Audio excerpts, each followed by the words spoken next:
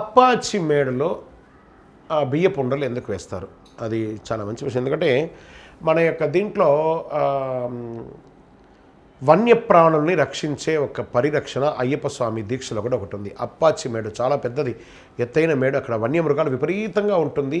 ఈ యొక్క దీక్షా సమయంలో అక్కడ బంధం వేసి ఉంటారు కాబట్టి అక్కడికి రాదు, తర్వాత వచ్చి భోంచేస్తుంది. ఈ ఉండల్ని వేయడం వల్ల ఆ జంతు సంరక్షణ కోసం వేయడం, తర్వాత వచ్చి ఆ జంతువులన్నీ వాటిని తింటాయి. ఆ పులులు కానీ, లేకపోతే ఏనుగులు కానీ, నక్కలు కానీ, ఉడతలు కానీ దాన్ని తింటాయి కాబట్టి దాన్ని వేస్తారు జంతు సంరక్షణ కోసం.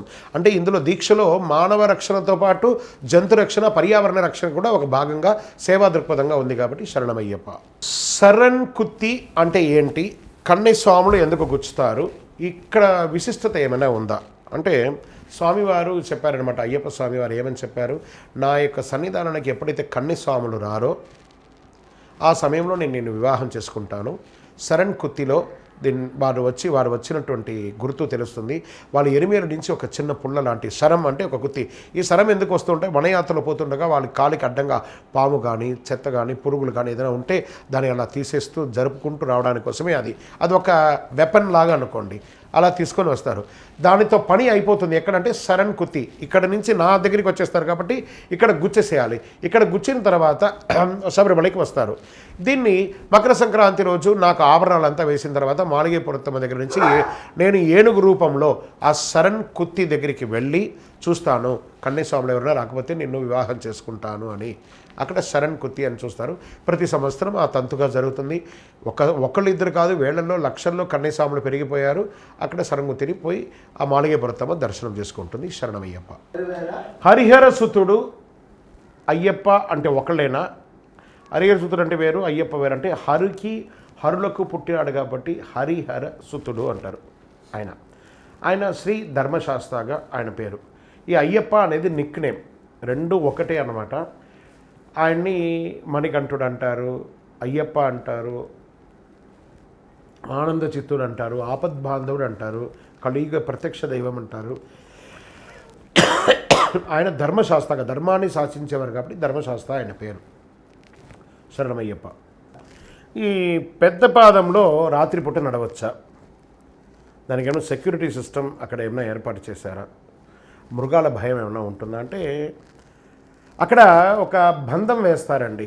ఈ దీక్షా సమయంలో ఒక పూజ చేసి బంధం అనేది వేస్తారు. వన్యమృగాలు ఇప్పటివరకు వన్యమృగాల ద్వారా భక్తులు ఇబ్బంది పడ్డారు అనేది చరిత్రలో లేదు ఇప్పటి వరకు. కానీ ఇప్పుడు ఏం చేశారంటే ట్రివాన్కోట దేవస్థానం బోర్డు వారు రాత్రిపూట నడవడాన్ని కొంత కంట్రోల్ చేసి పగలపూట మాత్రమే నడిచేటట్టుగా అక్కడ ఏర్పాటు చేసి సెక్యూరిటీ సిస్టాన్ని చాలా గట్టిగా చేస్తున్నారు కాబట్టి ఇస్తున్నారు. కానీ మకర సంధ్య సమయంలో, ఆ మకర సంక్రమణ సమయంలో చాలా విపరీతం వేలలో లక్షల్లో నడుస్తుంటారు కాబట్టి రాత్రి పగలు లేక అదొక రాత్రియే పగలులాగా అంత వెలిగిపోతుంది ఆ టార్చ్ లైట్తోనూ ఆ యాత్రతోనూ. కాబట్టి ఏ ఇబ్బంది కాదండి. శరణమయ్యప్ప. శబరిమల యాత్రకు వెళ్ళేటప్పుడు మన దగ్గర ఏమేమి ఉండాలి? ఒక సైడు సంచి, ఒక టార్చ్ లైట్, ఒక ప్లేట్, ఒక స్పూను, బొట్టు పెట్టుకోవడానికి బొట్టు, కొన్ని ఇక్కడ నడిచేటప్పుడు ఈ పాదాలు తొడల దగ్గరంతా బాగా రాసుకుపోతుంది కాబట్టి దానికోసం క్రీమ్స్, అండర్వేర్స్ ఖచ్చితంగా ఒక 4-5 అండర్వేర్స్ ఎక్కువ తీసుకోవాలి. లైట్గా చిరు ఆహారం ఏదైనా అటుకులు లాంటిది, ఫ్రూట్స్ లాంటిది, సాఫ్ట్ ఆహారాలు కొన్ని వనయాత్రలు కాబట్టి గ్లూకోజ్ ఇవి తీసుకోవాలి. ఇవి ముఖ్యమైనటువంటి వస్తువులు. అతిగా పిండి వంటలు, ఆయిల్ ఫుడ్స్ అన్నీ తీసుకుపోయి దారంతా పెంట చేయకూడదు. అలా చేయకూడదు కాబట్టి లైట్గా సాత్వికంగా ఏదైనా ఉండడానికి కాస్త నిమ్మకాయ, లేదా ఇప్పుడు అక్కడ అన్నీ దొరుకుతున్నాయండి. వాస్తవానికి మన డ్రెస్సులు మాత్రం తీసుకొని పోతే చాలు, దారంబడి నిమ్మకాయ జ్యూస్ అని, వాటర్ మిలన్ జ్యూస్ అని చాలా ఇస్తున్నారు కాబట్టి డీహైడ్రేషన్ కాకుండా ఆరోగ్యపరంగా ఉండడం కోసం ఆక్సిజన్ లోపం అక్కడక్కడ ఆక్సిజన్ సెంటర్స్ కూడా పెడుతున్నారు. చాలా జాగ్రత్త అయినటువంటి యాత్ర అండి ఇది. చాలా అద్భుతంగా ఉంది శరణమయ్యప్ప. అంటే నేతి తేంకాయలో మన నెయ్యి పోసేటప్పుడు ఏ మంత్రం చెప్పాలి? అది గురుపదేశంలో గురుగారు ఇస్తారు.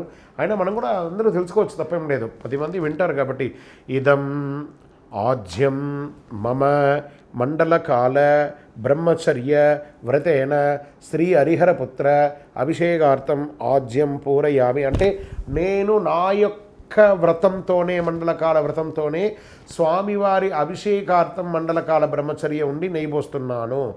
నువ్వు కొబ్బరికాయ పోయి మా అక్క మొక్కుకున్నది, మా అన్న మొక్కుకున్నాడు, నా బిడ్డ మొక్కుకున్నది, వాళ్ళ కొబ్బరికాయ పోస్తారు కాదు. ఎవరు 48 రోజులు దీక్ష ఉంటారో వాళ్ళు మాత్రమే పోయాలి. వారికి సంబంధించిన వాళ్ళందరూ వారి భుజాన్నో చేతినో తాకితే చాలు వాళ్ళు పోస్తారు. అందరూ పడితే వాళ్ళు పోసుకోవడానికి అది దీక్ష కాకుండా పోతుంది, దాని విలువ పోతుంది. దీక్షలో ఉన్న వాళ్ళు మాత్రమే ఆ యొక్క కొబ్బరికాయలు నెయ్యి పోయాలి. శరణమయ్యప్ప.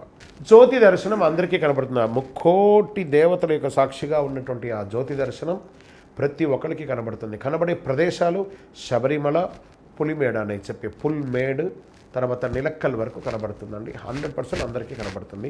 3 సార్లు వస్తుంది. ఆకాశంలో అదే సమయంలో ఉత్తర నక్షత్రంగా స్వామివారు నక్షత్ర రూపంలో కూడా కనబడతారు. ఆ రోజు ఆ ఒక్క నక్షత్రం మాత్రమే కనబడుతుంది. శరణమయ్యప్ప. ఈ అழுదా నది అంటే ఏంటి? ఆ అழுదా నదిలో స్నానం ఎందుకు చేసి 3 రాళ్ళు తీస్తారు ఎందుకు? ఆ రాయిని ఏం చేస్తారు?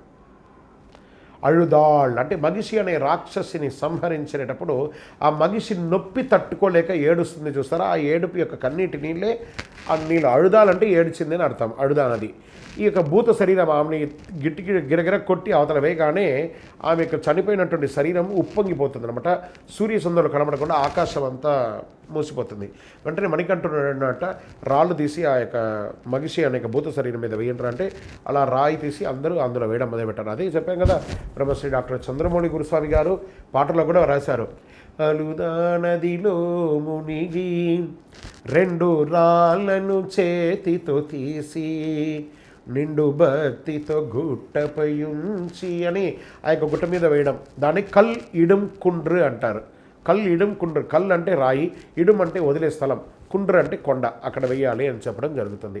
ఆ మగిషి యొక్క భూత శరీరాన్ని ఇప్పటికీ పాతాళంలో తొక్కడానికి కోసం అழுదా నదిలో స్నానం చేసి 2 రాళ్ళు తీసి అక్కడ వేయడం నా ఆనవాయితీ. శరణమయ్యప్ప. దీక్షలో ఇరుముడిలో ఉన్నటువంటి నెయ్యి గట్టిగా ఉంటే బాగా భక్తిగా చేశాడు, లేదా పల్సగా ఉంటే వీడు భక్తిగా చేయలేదని ఇరుముడి కొట్టేటప్పుడు ఆ గురుస్వామి గారు గట్టిగా ఉంటే వాడిని చూసి ఇలా అనవడం, గట్టిగా లేకపోతే అనడం, ఇలా అంతా చేయడం వల్ల వాళ్ళు మానసికంగా విరిగిపోతారు. ఒరిజినల్గా ఆవు నెయ్యి ఎప్పుడు గడ్డగట్టదండి, అది చాలామందికి తెలియదు. కానీ అదే ఆవు నెయ్యిని, గడ్డకట్టిన నెయ్యిని కూడా ఫ్రీజ్లో పెడితే, ఫ్రిడ్జ్లో కాకుండా ఫ్రీజర్లో పెడితే గడ్డకట్టిపోతుంది. ఘోర కీకారణ్యం కదా. ఈ యొక్క కీకారణ్యంలో మన నెత్తి మీద పెట్టుకొని వెళ్తూ ఉండగా మన తల మీద ఇలా పెట్టుకొని ఒక 2 నిమిషాలు ఉంటేనే చేయి చూస్తే వేడిగా ఉంటుంది. అలాంటిది గంటల తరబడి ఇరుముడి మోసుకుంటూ ఉండగా ఆ కొబ్బరికాయలో ఉన్నటువంటి నెయ్యి మన శరీరానికి ఉష్ణంకి కరిగిపోయే అవకాశాలు ఉన్నాయి. తర్వాత కొంత చోట పెట్టిన తర్వాత మంచి మంచులోను చలిలోను పెడితే అది గడ్డగట్టే అవకాశాలు కూడా ఉంటాయి. టెక్నికల్గా జరిగేదాన్ని భక్తితో కొలమానం చేయకండి. డాల్డా మిక్స్ అయిన నెయ్యి ఎప్పుడు గడ్డగానే ఉంటుంది. ఒరిజినల్ ఆవు నెయ్యి గడ్డ కట్టదు. అందులో మన తల మీద ఉన్నటువంటి నెయ్యి ఆ ఉష్ణానికి కరుగుతుంది. కరిగితేనే చాలా భక్తి అనుకోండి. గడ్డ కడితే భక్తి కాదు అని కూడా కాదు. ఒరిజినల్ నెయ్యి కాదు.